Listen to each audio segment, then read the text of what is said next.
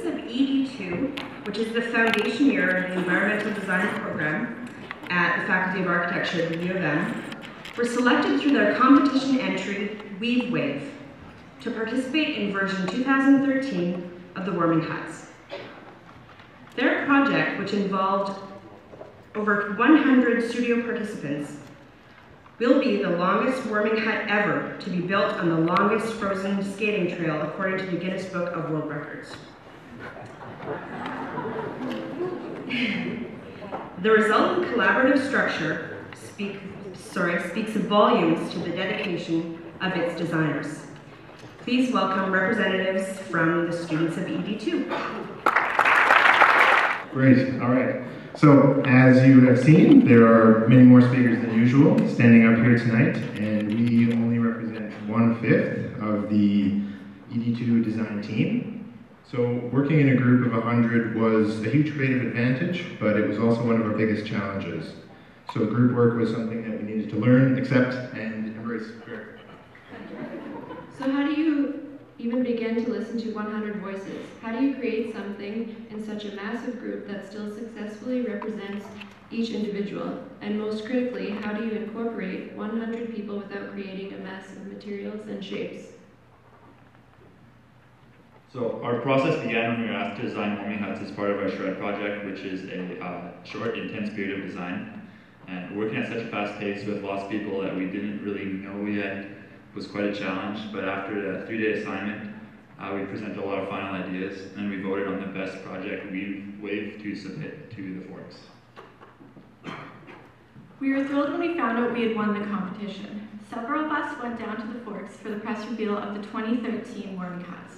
Honored to be in the company of other winning entries, we eagerly began what was probably the most difficult, stressful, and yet rewarding portion of our studio experience. Split into groups and began investigating different ways that the concept of warmth could be interpreted. Looking at the Forks site, each group took a different approach in seeing the way in which the site could be understood. Our initial analysis included research, photography, and mapping various aspects such as light conditions, weather patterns, and materials. In addition, giant, especially if you're bite-sized like me, 10-foot panoramic graphite site drawings were made of scenes along the trail. Our final portion of research included each group making a site model of different sections of the Forks and Riddle Trail. This research was useful in our first stage of design, which was the creation of 100 warming huts focusing on structure, skin, and joinery. With this initial stage of the project complete, we participated in what we lovingly dubbed the Science Fair, where we exhibited our work and received critiques from our peers as well as our instructors. Well, this process allowed us to discover our strengths individually, and some exhibited their ability and knowledge to work on structure. Others demonstrated the creative joinery. A wide range of ideas emerged from this exercise. We saw a variety of huts that embodied many different aspects. There were interactive huts, shelter chairs, temporal structures, and the list goes on and on and on.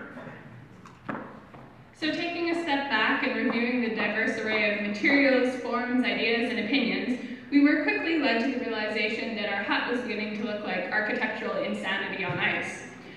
But genius comes from insanity, so with the guidance from our professors, we formed new work groups that would try to amalgamate all the different ideas that we had into something that looked a little more cohesive. These new groups focused on aspects of freezing, CNC cutting, laser cutting, and techniques of folding, pinning, and slotting.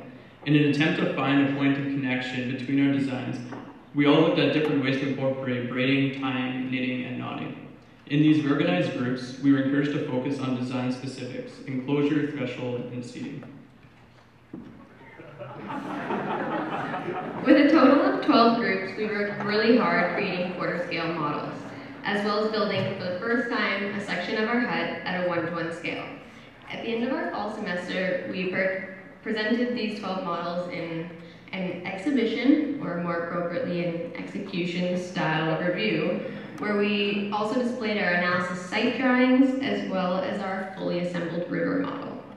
I think this was the moment for all of us when we really started to get really excited and realize the potential and the beauty of what we'd be creating in the new year. Over the holidays, our crits took these 12 projects and showed strong points from each of them. When we all returned at the beginning of January, we began the most tedious process of working as a huge group of 100 to create a warming hut truly worthy of being built. It is not without each person in our studio that we've been able to accomplish the amount of work that has come from this project. We hope this will be established in the final reveal of our overwhelmingly large structure, as it is the collaboration of 100 ideas. Moving on from these 12 huts, we found ourselves once again struggling to channel our thoughts, ideas, and designs into one beautiful structure. It was at this point, after months of practice, that we finally began to understand the proper way to work as a group. Having each found our niche in terms of our abilities, we distributed our work amongst the group of us. Each working as an expert toward some sort of technique, we began to rely on each other to better each design. The photos, we hope, show a glimpse of some of the intricate and beautiful details that we have incorporated and created only with the help of one another. We have spent countless hours freezing water in the cold and learning new programs to better our design. If we had to describe this experience in one word, the group consensus would probably be train wreck. Just a little one though. Working in a group of 100 was a huge challenge, as everyone in the group did not always get along or see eye to eye. The Weebway has been an interesting experience, to say the least. A great opportunity to learn, and something we will not forget anytime soon. The entire process has been discovered methods and materials with many failed attempts. However, the difficult design process was, everyone can agree we were pleased to be part of this, and we wouldn't want to be doing this with anybody else. As many new ideas were gained from each other, and many of us evolved as young inspired designers. The slides we are presenting today show a dialogue that goes above and beyond the ability of the individual. What we have done instead is take advantage of the diverse ideas at hand, truly embracing the benefits of working in a group. We began this process not wanting to have a form set in stone. We wanted to create something with multiple potentials. After 4 months of collaboration, we're excited to see these 100 ideas finally come together. We hope that over the next week, the city will share in our excitement as our hub begins to take shape. As for exactly what the form will be, you'll have to come and meet us on the ice to find out. Thank you.